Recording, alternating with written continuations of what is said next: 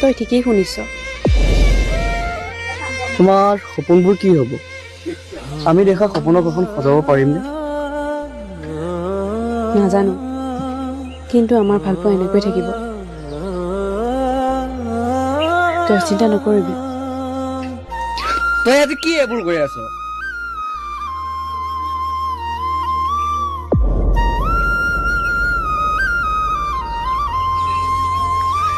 দাদাই মোৰ বাবে ল'ৰা চাইছে। কি ল'ৰা চাইছে? তই ভালকৈ থাকিবি। মই তোৰ লগত নাথাকিলেও সদায় তোৰ হৈ আছো। আমাৰ দৰে দুখীয়া ভালপোৱাবোৰ এয়াই, সদায় সপোনবোৰ আঁতৰোৱা।